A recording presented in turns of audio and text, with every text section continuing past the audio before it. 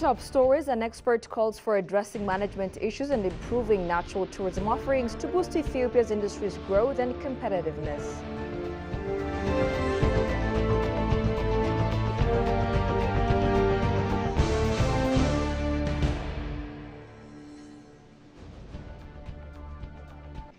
And an economist says foreign banks' entry boosts competitiveness and addresses forex shortages.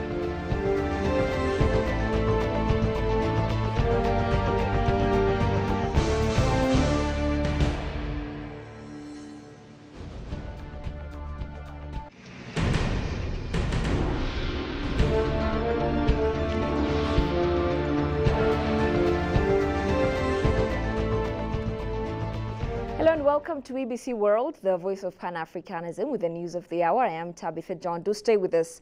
China is committed to establishing a Global South Center to foster policy discussions and collaboration between stakeholders from the global North and South, as highlighted by Lu Hao, president of the Development Research Center of the State Council of China. During a meeting with Ethiopia's Finance Minister Ahmed Shide, Lu Hao emphasized the importance of dialogue for public policy development in Africa, referencing the outcomes of the Third Forum on China-Africa Cooperation FOCAC Summit. To facilitate this dialogue, China plans to hold a closed-door symposium in Egypt focused on strengthening cooperation with Africa. The Global South Center aims to develop policy frameworks that support African nations' growth in sectors such as industry, technology, and agriculture. Finance Minister Ahmed Shide welcomed this initiative, noting its significance for global development. He remarked on Ethiopia's substantial benefits from China's economic growth over the past 15 years, particularly through infrastructure projects funded by Chinese financial institutions. Shide highlighted specific projects like the Ethiopia-Djibouti Railway and various hydropower initiatives that have enhanced regional economic development. He underscored the importance of continued Chinese cooperation in finance and engineering to support Africa's development goals.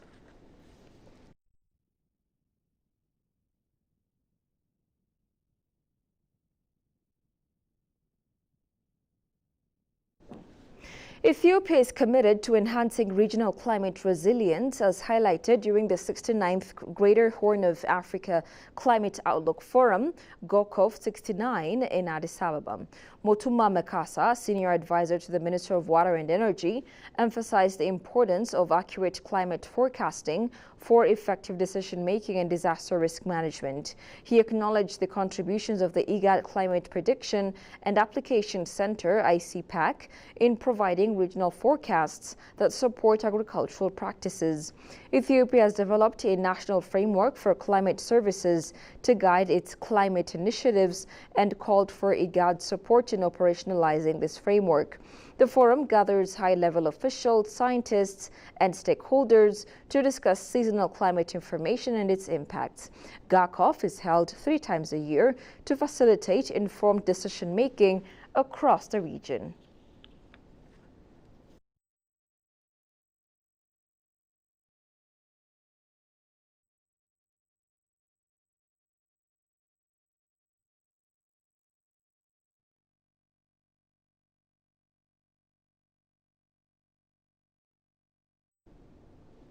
Ethiopia's diverse tourist attractions spanning historical, religious, cultural and natural sites hold significant potential for business tourism, according to Getinnet Yigzal, CEO of the Ethiopian Convention Bureau at the Ministry of Tourism. Highlighting the sector's challenges, he emphasized the need to address management issues and improve natural tourism offerings to boost the industry's growth and competitiveness. Demis Mekriel sat down with him. Take a look. So could you provide us an overview of the current state of Ethiopian tourism? There is a diversified product in Ethiopia concerned on natural point of view or geographical point of view. Indeed, Ethiopia is a very big country which covers 1.102 million kilometers square and 4,550 meters above sea levels around Ras Dagen. When you flow down like a bird flow, you will reach around 100 meters below sea level. That's the Danakil Deep Press. Throughout this, all the entire range, you can have everything that made by God. And this is the reason why, established 60 years ago, His Majesty Haile Selassie, the tourism industry and the tourism sector. And in 1974, really, we have got 15,000 tourists during the time of His Majesty Haile Selassie. So starting from 15,000 tourists, at this period in Ethiopia, there is almost close to 1 million tourists. That's great. So we said Ethiopia has lots of attractions, of course, and endowed with a lot of natural, cultural, and historical attraction. But which specific area can be taken as a primary opportunity for growth in the tourism sector? For the last 60 years, Ethiopia was driven by cultural and natural tourism. Almost this cultural and natural tourism is declining because of several issues, several points. To tell you frankly, for the last 60 years we used a cultural and natural, but the natural is not as such boomed area because the close neighbor country, when you go after 1,300 kilometers, you can have the Kenya tourist attraction, but the Kenya tourist attraction is based on nature. When you come in Ethiopia, it's very diversified. Nature and culture, we promote for a long time, we consumed for a long time. But at this time, the government and the tourism industry must be changed into business tourism. What practical challenges does the Ethiopia tourism sector face? The leadership turnover is a great challenge in this industry. As I'm trying to tell you before also, for the last 6 years, tourism industry was under Ministry of Culture, Tourism, Youth, and also the notice, what we call it, Mastawakia Minister. That's a big time, 6 years. So 3 years ago, bring it as the economy sector and establish tourism as a ministry or as a state party level. This is a good progress. The other challenge is, as you mentioned, the understanding of the community. The nature-based tourism is very important for Ethiopia because you will establish community-based tourism, community-based ecotourism. There is many mountains. The technology, mode of transportation is still flight and surface. There is no the cable carrying from mountain to mountain. When you go in the mountain of Alps, really you will feel ashamed. By that single Alps mountain, there is several type of cable car, ballooning, paragliding. Our mode of transportation is only two, the surface and the flight, that's all. Even the surface, like now, if there is some internal conflict, the transportation will be disrupted. So if we're really giving a solution for those points, challenge will be minimized. And finally, the entry of foreign banks is said to help Ethiopia's financial sector embrace new technologies and global expertise.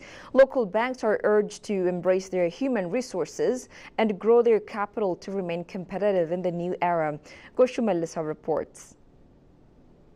Ethiopia's decision to open its banking sector to foreign players marks a historic shift in the country's financial landscape. Experts believe this move will usher in advanced technologies, improve service delivery, and foster innovations through global expertise. But the challenge now lies with local banks. Will they rise to the occasion? With competition on the horizon, financial institutions are being called to invest in their workforce and grow their capital base to maintain relevance. An expert approached by EBC said the arrival of foreign banks is not just a game changer for the sector, but also a taste of how Ethiopian banks can adopt and thrive in a competitive global market. Definitely, the entry of the foreign banks will help our local banks, one, with the introduction of new technologies, two, we're going to get global experts in the banking sector that have experience elsewhere and internationally and working internationally. Mind you, most of our banks are equipped by people who have been working in the Commercial Bank of Ethiopia. The Commercial Bank of Ethiopia, the National Bank of Ethiopia, the Development Bank of Ethiopia have been the main source of talent for our local banks. But now we're going to get fresh talent that are going to come here. Of course, it doesn't mean that Ethiopian banks lack the talent, but definitely the exposure, the experience is very important, and they will benefit from this from the international banks. Konstantinos Perha, who closely monitors the issue, emphasized that local banks must step up to the challenge. He urged them to enhance their human resources and grow their capital to remain competitive in this new era. But what's more important is our local banks must consolidate. They must have the kind of capital and energy. They must have the kind of human resources, capital, human capital that would be able to, for them to grow. They need to develop their capital. It's not just having, smiling shareholders, but they need to develop their capital so that they need to grow, because the more they develop their capital, the more returns they will have in the years to come. But if they keep sharing their profits to shareholders now, they won't develop their capital and they won't be able to compete even locally among themselves. He further reiterated local banks to finance developments and support the country's economy. Our Ethiopian banks have not been able to use their debt capital to be able to finance development in our country. That's why we were going to different Exim banks and all kinds of bilateral loans and grants. And therefore, it's very important that we have banks that are stable enough, that are going to grow and also at the same time support the economy. Let's take, for example, the agricultural sector. What percentage of their loans goes to agricultural sector, which is the main pillar of our economy? If you take out the development bank outside that, then the amount of percentage you see is no more than 3%. So there must be ways and means that these banks not only support their shareholders, but that support also the Ethiopian economy. The economist stressed that the entry of foreign banks is both an opportunity and a wake-up call for Ethiopia's financial sector to adopt, innovate, and thrive. You're watching EBC, a reminder of the top stories. An expert calls for addressing management issues and improving natural tourism offerings to boost Ethiopia's industry's growth and competitiveness.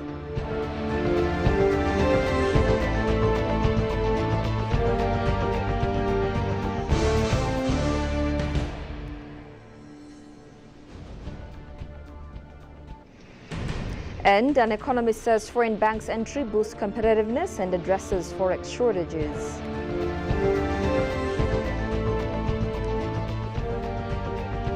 That's all we had for now. I'm Tabitha John. Many thanks for watching. Goodbye for now.